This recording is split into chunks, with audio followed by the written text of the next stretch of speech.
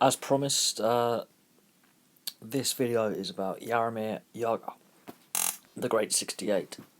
Now, I know a lot of people in the UK who follow my channel not interested in ice hockey, and that's fine, but this is going to be an education for you. Those who follow me from the US and Canada, you know what I'm going to talk about.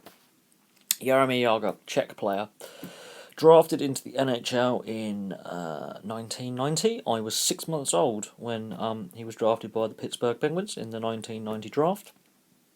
Keith Tkachuk was his teammate. He's now playing with his son in Calgary, ironically 27 years later. Anyway, in that time he's won 2 Stanley Cups.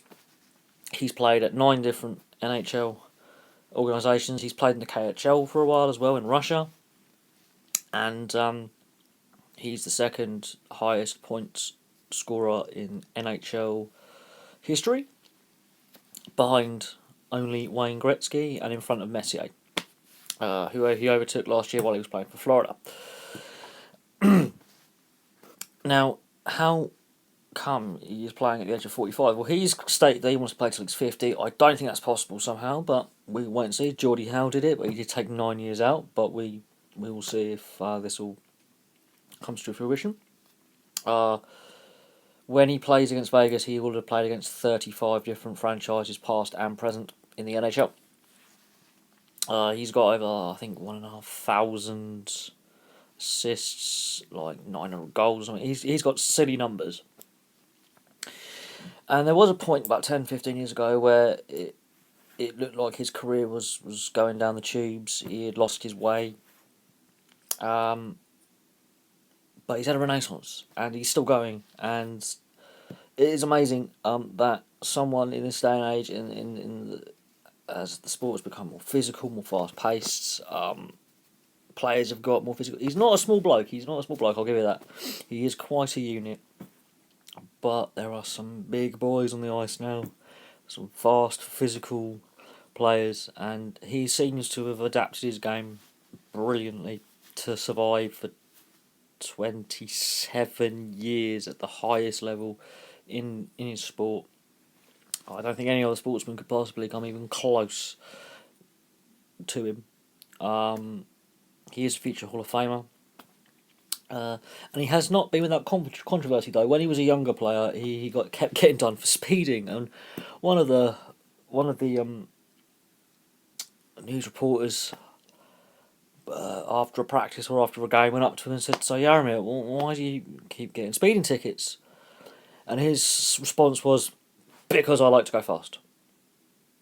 Now, he could have gone down a path of being a playboy sportsman, like so many talented young men and women. Some women have had colourful, like Anna Kournikova, have been similar. He could have gone down that path and wasted a lot of his talent, or not have achieved as much as he could have. But my God, he matured. My God, he is a role model to follow. And he hasn't been without his personal difficulties. The speeding tickets are mild. I mean, in America and Canada, you can speed as much as you want and you won't lose your licence, and that's just him being a wally. He has actually overcome addiction, and most sportsmen who have addictions, it's like Zach Hardaker's at the moment with their cocaine issue.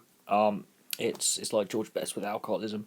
He was addicted to gambling, and he racked up not just small amount of debt like Michael Chopra of Newcastle and Cardiff fame did to a couple of nasty loan sharks. He racked up pushing $500,000 in gambling debts at one point. I think it was close to $300,000, but it was a significant amount of money, and he had to make a payment to the company that he owed the money to. And he immediately had an issue. He had a problem, and he could overcome that. This is the thing. He was quite open about it, and it's not like he's made statements that are inflammatory or he's done anything that is untoward. He's even got his own fan club, the Jagr fan club, and these are a group of men from Alberta, Canada, Calgary.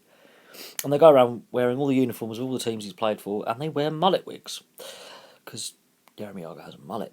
And Sportsnet were doing an interview with the group, because obviously they are now getting quite famous in sports circles and sports fan circles as being, quite mad, and they're minor celebrities in Calgary and Edmonton, where they're from, and they're all answering the questions of the sports reporter, and he's on gag, and Jaromir Jagr just turns up and presents a jersey to him, and joins in on the banter, and it's quite funny watching. It's on my Twitter feed. It's actually quite hilarious, to be fair. But he's that type of person. He will engage with the fans, and he also is a great mentor to younger players that he's played with, as quoted by many of his teammates in the last 5 or 10 years at the Flyers at Philadelphia, New Jersey, Florida, and now he's obviously with Calgary Flames. But his career did hit a low point at a point. I think mostly with the Rangers, New York Rangers, in the late 90s, early noughties. He did it at a low point where he was indifferent. His form was indifferent. This is where his gambling addiction, I think, was at its peak. And his career was in jeopardy of just fizzling out. And that was 15 years ago. He's still going.